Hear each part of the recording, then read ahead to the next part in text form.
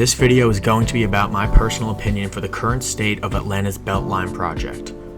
I lived in Atlanta for 5 weeks in August and September of 2022. I wanted to see the sights, experience the history, try a lot of good food, feel some nice fall weather, and enjoy the nature there, but also to see this. I went primarily to experience the most exciting pedestrian and bicycle project happening in North America, the Atlanta Beltline, which stretches all the way around Atlanta, or will when it's complete. This is a map of the Beltline, and this is Virginia Highlands, and this is where I stayed, just a block east of the Ponce City Market portion of the Beltline, which is where I spent most of my time and what will be the main focus of this video. Because it's great. If the rest of the Beltline is going to be anything like this, then Atlanta has a lot to be excited about. This portion happens to be the oldest section of the Beltline, at over 10 years old. This is the most developed part of the Beltline, and thus the most populated. The first thing one notices about the Beltline when they get here is just how many people are using it. It is constantly swelled with people using it either for exercise, leisure, as a commute, or even as a place to peddle wares or promote their organizations. This particular stretch is actually just 2 miles between Piedmont Park and Krog Street Tunnel, shown here in green. There are 20 other miles of the Beltline, some finished, some not. These green spaces show green space, and these purple lines are arterial roads with high rates of traffic. And these red spaces are parking structures or surface parking lots.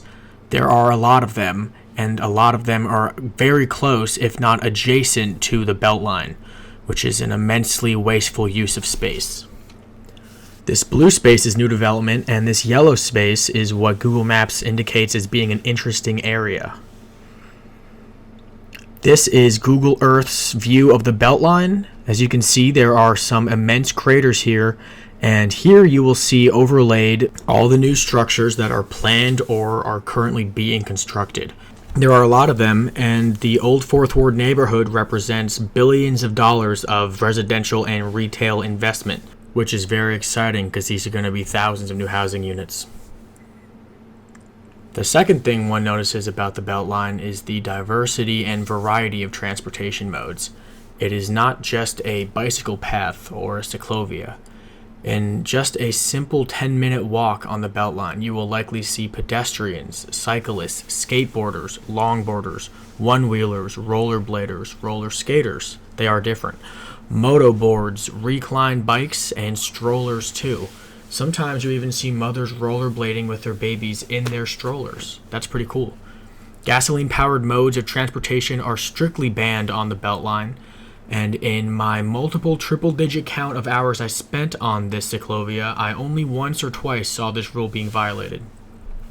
Also, you will find no shortage of busking musicians, doggy playdates, artists painting, people smelling the flowers of the pollinator gardens, local sellers, or any other characters that are typically indicative of a healthy public space. The section I was on was just so pleasant, and that's the best part of the Beltline. It's just so pleasant. It's just such a nice way to spend a morning or an afternoon or a day. In the 5 weeks I lived there, the Beltline was how I got exercise, by walking, biking, or cycling. My gym was on the Beltline, and so was my yoga studio. They were both Beltline accessible. I did all my necessary shopping at the Murder Kroger, which is unfortunately aptly named, but that's what the locals call it. I got coffee in the mornings from local cafes that were Beltline accessible. I got beers in the evening from breweries that were the same. All the restaurants I went to were astounding and also Beltline accessible. I had a wonderful meal every single night, all wonderful Atlanta food, and all of this without ever once having to turn on my car. And this is one of the most commonly derided American cities when it comes to car dependency. Now, I admit that other parts of Atlanta are definitely not like this, but I do not seem to be the only one who figured out how to have a nice day-to-day on the Atlanta Beltline.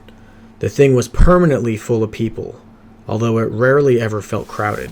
A particular section of the Beltline had the famed Ponce City Market, an indoor modern market built within an upcycled Sears Roebuck factory, and it was an immensely enjoyable thing to have within walking distance of my Virginia Highlands apartment. One of the reasons it was so nice was the vast and plentiful public space available. Between the Beltline and Pond City Market, there is a park that includes dozens and dozens of benches, many of them integrated into tree planters for shade or built into other infrastructure.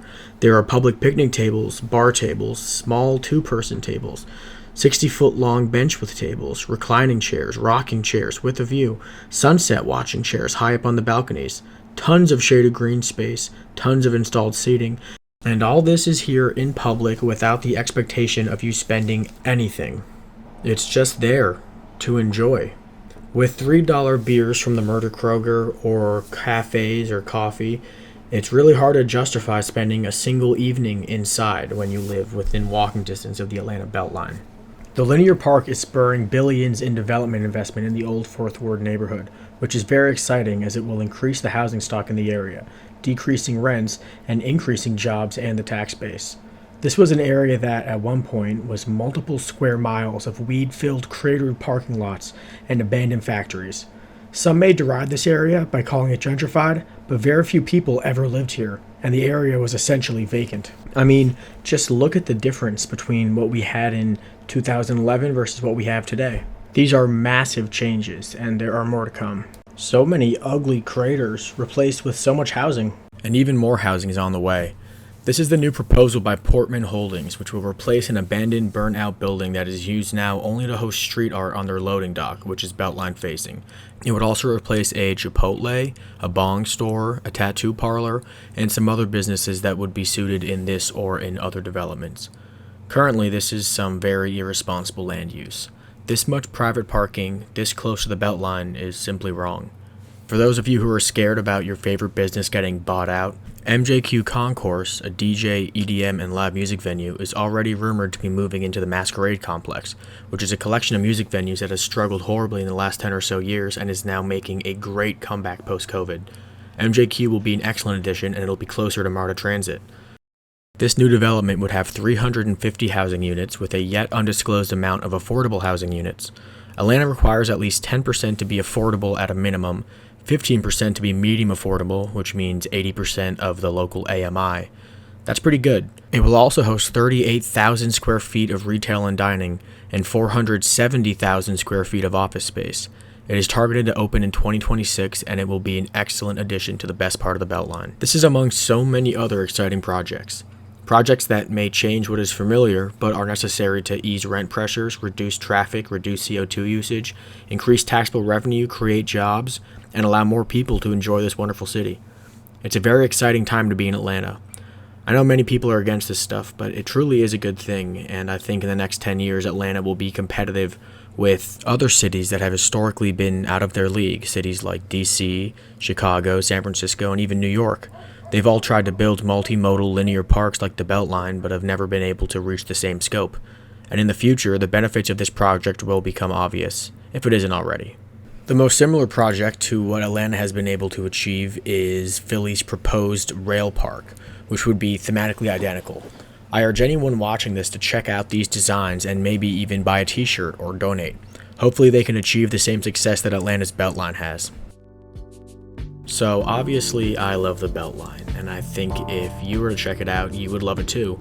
This is my first ever video I ever made, and I only made it because of how much I like the Beltline. So if you do like the Beltline and you like this video, go ahead and subscribe or share or like this, and more importantly, look out for projects coming to the Beltline and support this kind of development. In the description there will be links on how to do so and where to find news about it.